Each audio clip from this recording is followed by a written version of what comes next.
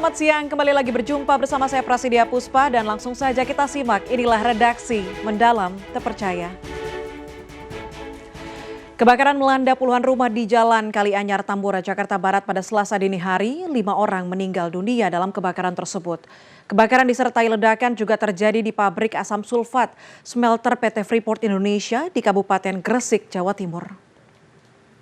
Berikutnya, diduga pengemudi salah injak pedal rem, sebuah mobil minibus menabrak sepeda motor dan gerobak servis jam tangan di Jalan Tambora, Jakarta Barat.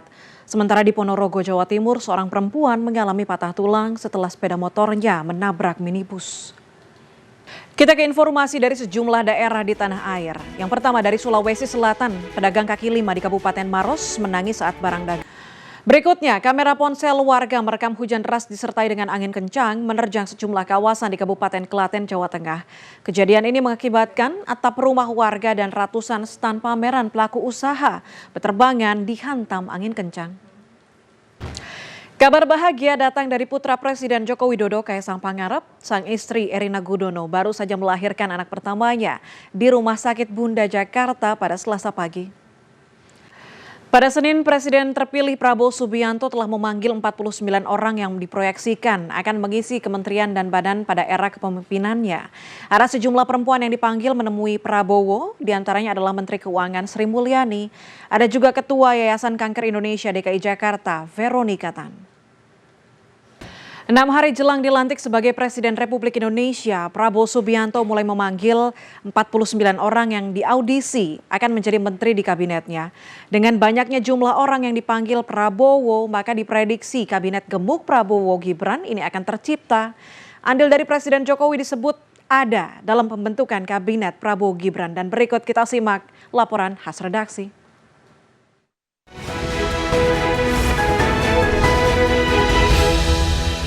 Banjir terjadi di sejumlah wilayah di Jakarta Timur. Di Kelurahan Kampung Melayu, puluhan rumah tergenang banjir akibat Sungai Ciliwung meluap. Adapun di Kelurahan Lubang Buaya, ratusan rumah warga terendam banjir sejak 2 bulan terakhir akibat drainase ditutup oleh orang yang mengaku sebagai pemilik lahan yang dilintasi saluran air. Tidak hanya di Jakarta, banjir juga melanda sejumlah daerah. Di Kabupaten Aceh, banjir terus meluas hingga 7 jembatan dan juga jalan nasional terancam putus akibat diterjang banjir.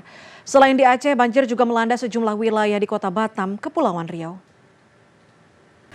Kita ke informasi lain, pembangunan wilayah Indonesia Timur mendapatkan perhatian khusus dari Presiden Joko Widodo selama 10 tahun pemerintahannya, khususnya pembangunan di wilayah Papua.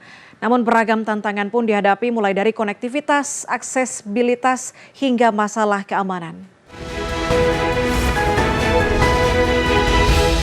Anda kembali di redaksi. Di Kabupaten Mojokerto, seorang warga sukses menanam jeruk siam madu di lahan samping rumah dan menghasilkan puluhan juta rupiah setiap kali panen.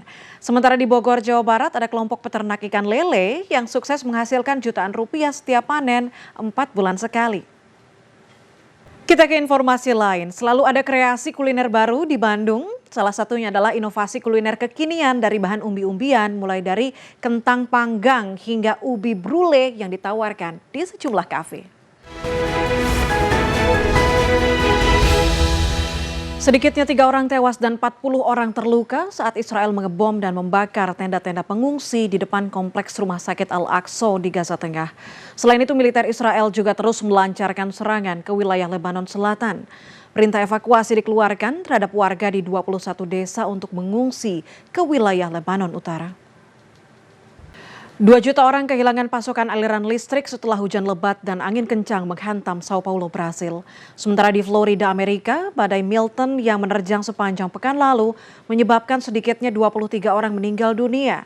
Dan informasi ini sekaligus menutup perjumpaan kita dalam redaksi Mendalam Terpercaya hari ini. Saya Prasidya Puspa pamit, terima kasih. Sampai jumpa.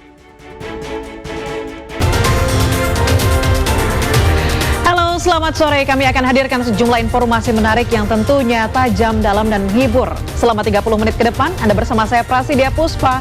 Inilah CNN Indonesia News Update. Kita ke informasi pertama, 30 rumah yang berada di kawasan Kalianyar, Tambora, Jakarta Barat, dini hari tadi dilanda kebakaran hebat. 5 orang tewas dalam peristiwa ini. Dan kami hadirkan berita menarik lainnya dalam Kilas Update berikut ini. Ada 3 informasi. Yang pertama, rekaman CCTV merekam peristiwa. Berikutnya, pasangan Kaesang Pangarep dan Erina Gudono Selasa pagi menyambut kelahiran putri pertamanya yang diberi nama Bebinga Sang Tansahayu. Bebinga menjadi cucu ke-6 dari Presiden Joko Widodo. Anda kembali di News Update. Dari kasus balita yang dicekoki obat keras yang mengandung steroid oleh babysitternya, ibu dari korban mengatakan bahwa putra kesayangannya didiagnosa mengalami gangguan hormon dan saat ini balita tersebut masih dalam penanganan dokter. Kita ke informasi lain. Pemanggilan calon menteri dan wakil menteri untuk kabinet dari Presiden terpilih Prabowo Subianto berlanjut pada hari Selasa. Sejumlah tokoh mendatangi kediaman Prabowo di Jalan Kertanegara 4, Jakarta Selatan. Senin kemarin sejumlah tokoh yang diprediksi akan mengisi posisi di kabinet Prabowo Gibran mendatangi kediaman Presiden terpilih Prabowo Subianto. Ada sejumlah tokoh perempuan hadir mulai dari Veronica Tan, Mutia Hafid hingga nama lama di kabinet Jokowi, Sri Mulyani. Kami hadirkan berita menarik dari mancanegara dalam Kilas Update berikut ini. Ada 3 informasi. Kita ke informasi pertama. Israel kembali melancarkan serangan. Berawal dari program ketahanan pangan, sebuah kelompok budidaya lele di Bogor, Jawa Barat menjadikan program tersebut sebagai sumber penghasilan tetap.